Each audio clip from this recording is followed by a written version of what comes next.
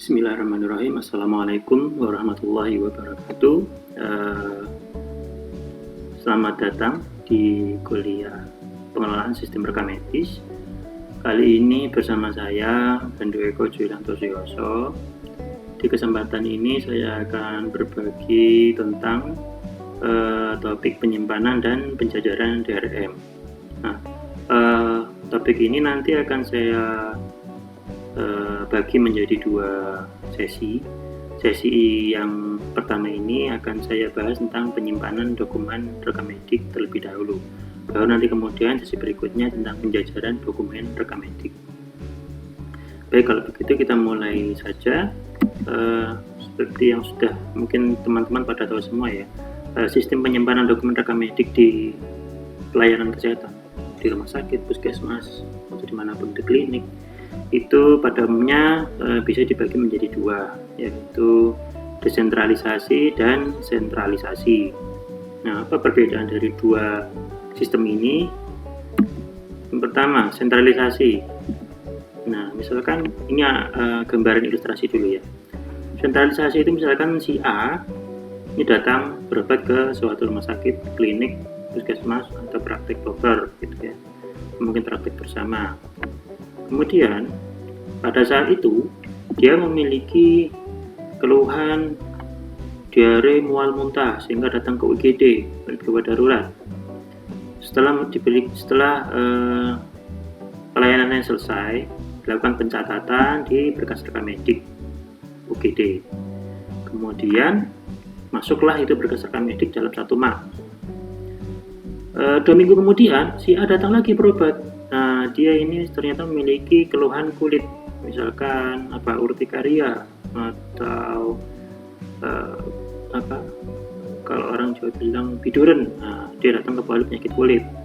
Nah, setelah dilakukan pelayanan kesehatan, catatlah, ini maaf salah ya, tandanya harus sesar saja. Ini dia dilakukan pencatatan di berkas rekam medik. Oke, terus dijadikan satu dengan berkas yang dari dia rekam medik UGD dalam satu map. 2 minggu lagi kemudian ternyata dia keseleo. Nah, keseleo dan dia merasa kesakitan dan dia curiga apakah mungkin dia mengalami patah tulang. Dia periksa ke polibedah ortopedi. Setelah dilakukan pelayanan, dia dicatat juga di berkas rekam medik yang ditulis oleh polibedah ortopedi.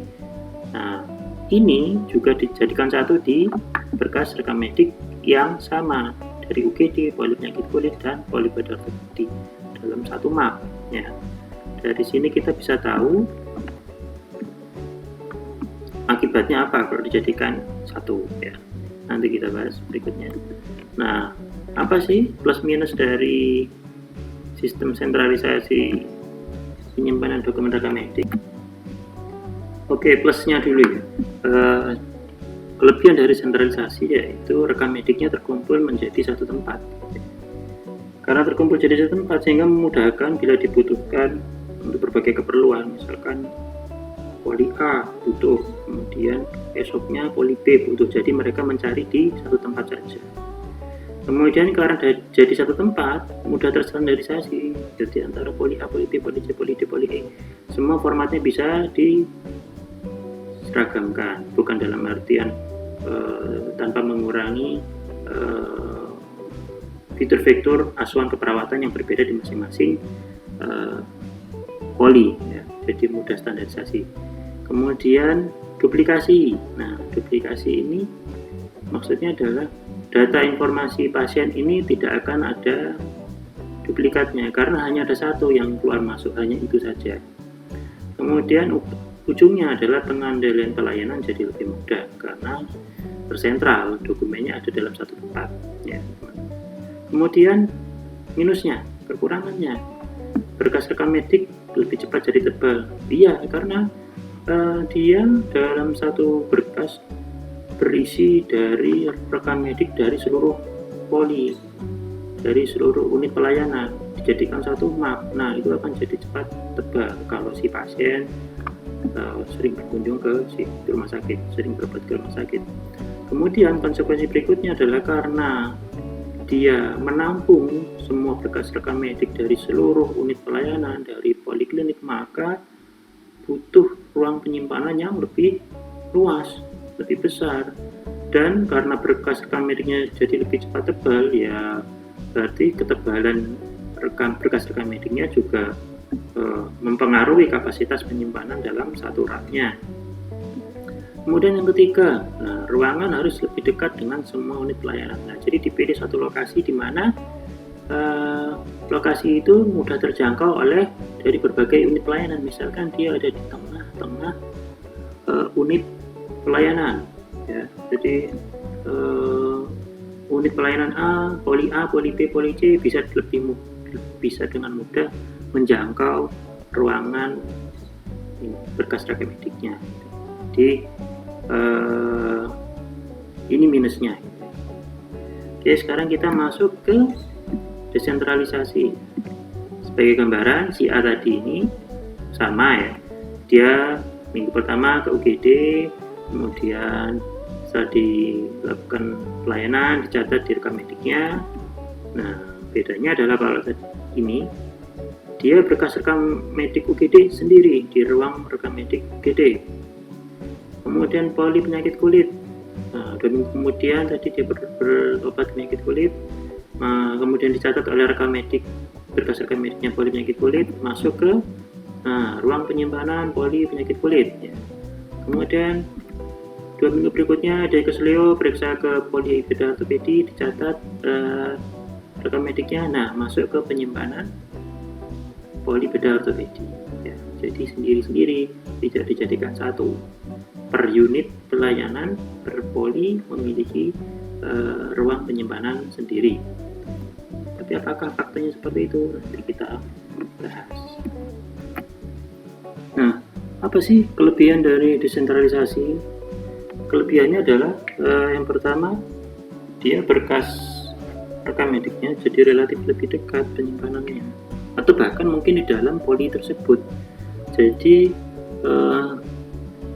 staf dari poli tersebut tidak perlu wirawiri keluar masuk poli ya untuk mengambil berkas rekam medik, karena ya rekam mediknya ada di poli itu tersebut di suatu ruangan yang terpisah. Yang kedua adalah berkas rekam mediknya tidak mudah menjadi tebal, tidak cepat jadi tebal. Karena apa? Ya berkas rekam mediknya hanya menampung poli itu saja, tidak ada campuran ketambahan dari poli lain atau unit pelayanan yang lain. Kemudian yang ketiga, masing-masing ruang yang dibutuhkan tidak perlu terlalu luas. Karena apa? Yang ditamu juga cuman dari poli itu sendiri, jadi nggak butuh ruang yang luas, ya.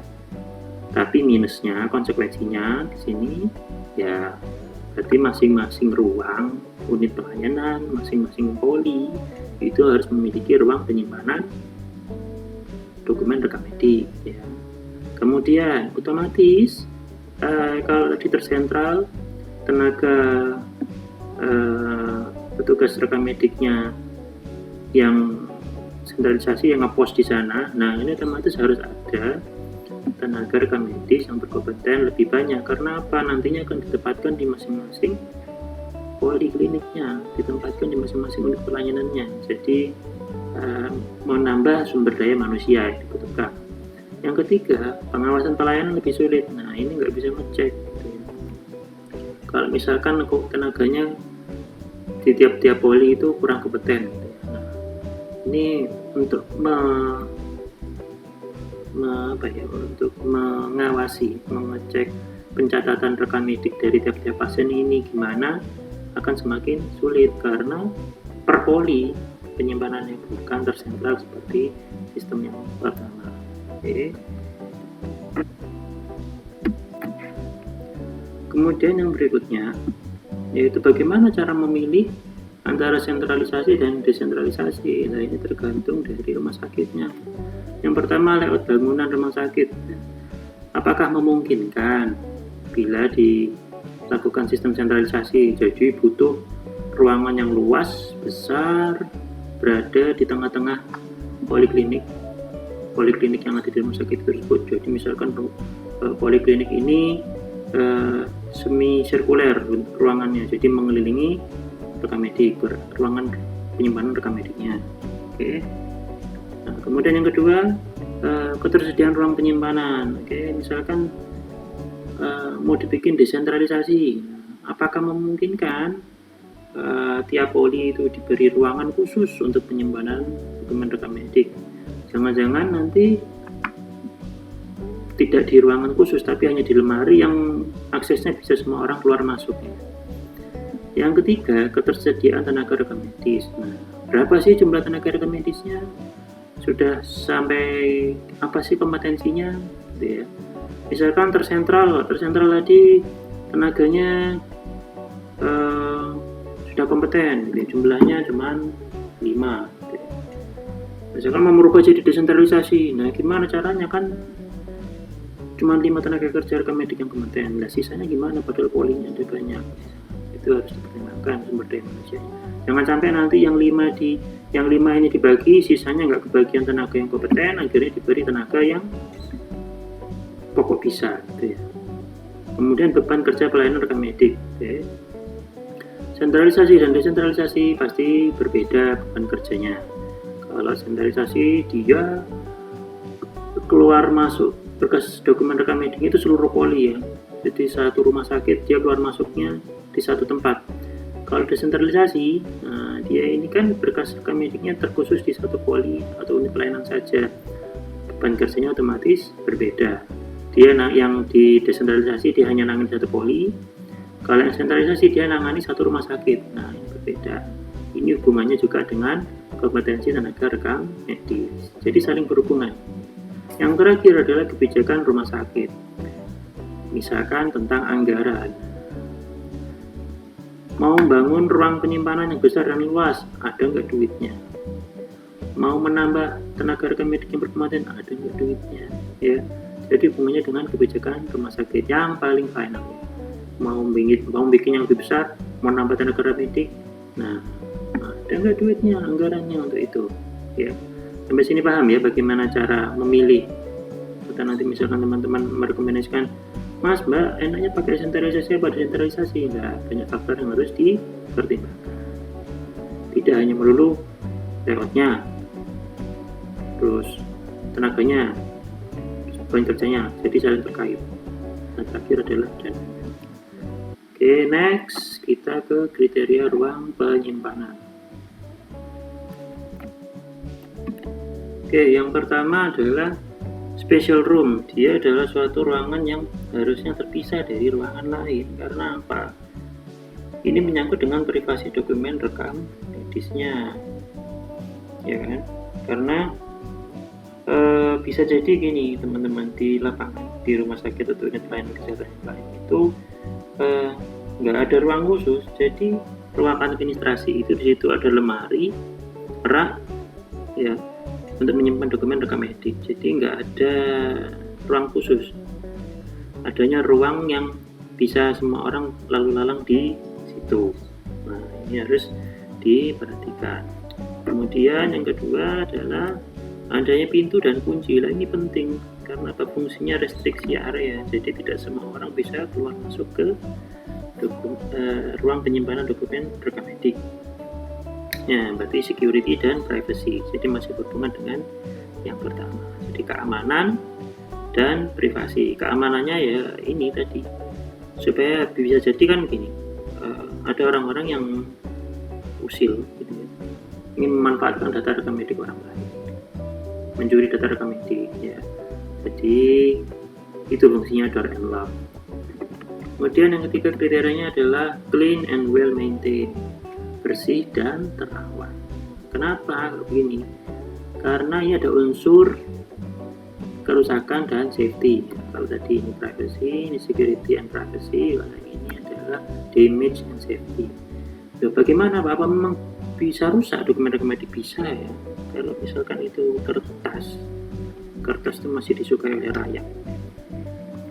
Jadi semut, rayap, kecoa, kutu itu kan sangat suka sekali di lingkungan yang lembab, tertutup, tidak ada ventilasi. Jadi harus demikian rupa ruangannya selain aman dari manusia tapi juga aman dari hewan dan juga aman dari bencana alam. Kenapa begitu? Ya, Kalau misalkan ini kaitannya dengan safety nanti, misalkan dia atapnya ada yang bocor atau gimana, kan nanti dokumen rekam mediknya basah. Kalau basah otomatis nanti cepat rusak. Oke. Safety. Nah, di ruang penyimpanan dokumen medik itu kan biasanya juga ada instalasi listrik. Sementara dokumen rekam mediknya terbuat dari kertas. Nah, itu resiko kebakaran ada. Kita belum tahu instalasi listrik di sana bagaimana, apakah sudah bagus atau tidak. Syukur-syukur kalau bagus gitu ya. Makanya perlu dilengkapi dengan APAR. Kenapa? Meskipun instalasi listrik sudah bagus, bisa jadi masih ada resiko terjadinya kebakaran karena itu bermain dengan kertas dan ruang tertutup. Nah, ini perlu adanya APAR. APAR itu alat pemadam api ringan. Ini bentuknya seperti tabung merah yang biasanya kalian lihat di pojok-pojok ini kampus ya, kampus gedung Jurkes itu kan ada APAR. Kemudian banjir, ini juga penting. Banjir, ada beberapa unit pelayanan kesehatan rumah sakit. Dulunya nggak pernah ada banjir di situ, tapi kemudian ada banjir ya, karena perubahan geografis daerahnya atau perubahan iklim. Nah, apalagi kalau misalkan banjirnya tahunan, kalau lama-lama terendam kering, otomatis nanti cepat rusak ya dokumen rekam medik. Maka mungkin perlu dipindah ruangannya, misalkan di lantai 2 gitu. Jadi menjaga dari kemungkinan adanya banjir. Pak, kalau angin gimana? Sama, misalkan dokumen rekam mediknya itu di suatu ruangan yang di situ ada kaca, ada jendela. Jadi kan ada angin kencang, diusahakan di situ ada kordennya. Kenapa? Korden itu menghambat misalkan ada benda melayang kena kaca, ya. Kemudian kacanya pecah. Nah, benda tersebut tidak kemudian langsung masuk ke dalam ruangan, tapi terhambat oleh korden. Tapi kan masih bisa masuk anginnya, bisa. Ya. Jadi segala hal harus dipertimbangkan. Kalau misalkan di situ memang daerah yang sering terjadi angin kencang, ya kalau bisa jendelanya minimalis saja, nggak usah gede-gede. Gitu ya. Biar kalau misalkan ada kaca yang pecah karena tertimpa benda keras, ya tidak terlalu banyak angin dan air hujan yang masuk, karena biasanya kalau angin kencang disertai dengan hujan yang deras. Kemudian ventilasi, debu, penerangan, ya ventilasinya harus bagus, tidak lembab dan tidak juga kering. Kenapa? Ini juga penting bagi pekerjanya. Kalau nggak ada ventilasinya, ya orangnya kepanasan di dalamnya. Debu, nah mau pakai jendela atau mau pakai AC ventilasinya, nah ini pengaruh ke debunya. Kalau pakai jendela yang dibuka tutup otomatis bisa jadi akan banyak debu yang masuk dan menumpuk di berkas rekam medik. Kalau pakai AC itu cenderungannya tertutup ya. Tapi, debunya nggak ada, tapi kalau lagi mati listrik, bagaimana? Harus dipikirkan. Bekerja jangan-jangan di dalam nanti mati kepanasan. Kemudian penerangan juga penting bagi pekerjanya ya. Jadi jangan sampai salah naruh dokumen, jangan sampai ngambil dokumen yang salah, tertukar. Jangan sampai nanti karena kurangnya penerangan mata lebih cepat lelah sehingga kurang teliti dalam memilah dan mengambil dari dokumen rekam medisnya. Kemudian peralatan mendukung. Nah, peralatan mendukung misalkan tangga ya. Tangga ini harus yang stabil. Kalau bisa ada anti selipnya di kaki tangganya itu. Kemudian juga ada sebaiknya lagi sih bentuk tangganya itu yang segitiga ya, bukan yang menempel hanya satu sisi saja, tapi segitiga. Dan ada sandarannya supaya apa? Misalkan dia mengambil dokumen di rak ketiga yang paling tinggi, ya, dia bisa bersandar di tangga tersebut. Ya. Sampai sini paham ya teman-teman? Oke. Kemudian kita lanjut ke petunjuk penyimpanan. Nah, apa sih fungsinya petunjuk penyimpanan? Petunjuk penyimpanan itu biasanya di masing-masing map ya, yaitu mempercepat penyimpanan menemukan RM. Terus menunjukkan ada aktif tidaknya rekam medis.